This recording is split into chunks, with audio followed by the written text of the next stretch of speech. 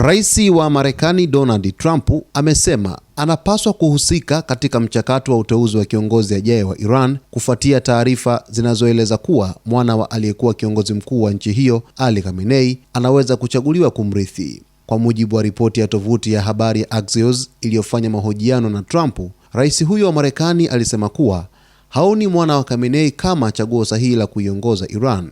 Trump alinukuliwa akisema kuwa wanapoteza muda kwa kufikiria kumpa uongozi mwana wa Khamenei, akimtaja kama mtu asiye na uzito mkubwa wa kisiasa.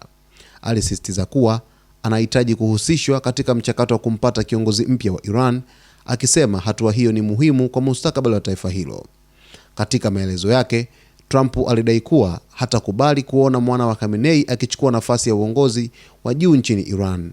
Badala yake, alisema angetaka kuona kiongozi ambaye ataweza kuleta utulivu, maelewano na amani ndani ya Iran pamoja na katika ukanda mzima wa Mashariki ya Kati. Trump pia alirejea mfano wa Venezuela, akisema aliwahi kuhusika katika mabadiliko ya uongozi wa nchi hiyo.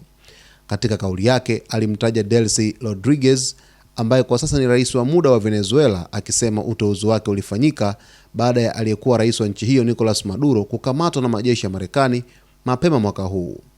Kauli ya Trump inakuja wakati Irani ikiwa katika kipindi kigumu cha kisiasa kufuatia kifo cha aliyekuwa kiongozi mkuu Ali Khamenei ambaye aliuawa katika shambulizi la anga lililotokea Jumamosi iliyopita.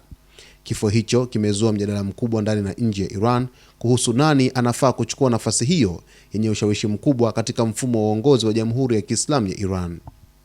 Nafasi ya kiongozi mkuu wa Iran ndiyo yenye mamlaka makubwa zaidi nchini humo, kwani ndiye anayesimamia maamuzi makubwa ya kisiasa, kijeshi na kidini. Hivyo uteuzi wa mrithi wake unatazamwa kwa karibu na mataifa mengi duniani. Ripoti mbalimbali zimekuwa zikieleza kuwa baadhi ya makundi yenye ushawishi ndani ya Iran yanaweza kumtaka mwana wa Khamenei kuendelea na urithi wa baba yake, ingawa suala hilo bado halijathibitishwa rasmi na mamlaka za Tehran. Wakati huo huo, kauli ya Trump ya kutaka kuhusika katika uteuzi wa kiongozi wa Iran imeibua mjadala mkali kimataifa, huku baadhi ya wachambuzi wakisema hatua hiyo inaweza kuongeza mvutano kati ya Marekani na Iran, mataifa ambayo tayari yana historia ndefu ya uhusiano wenye misuguano.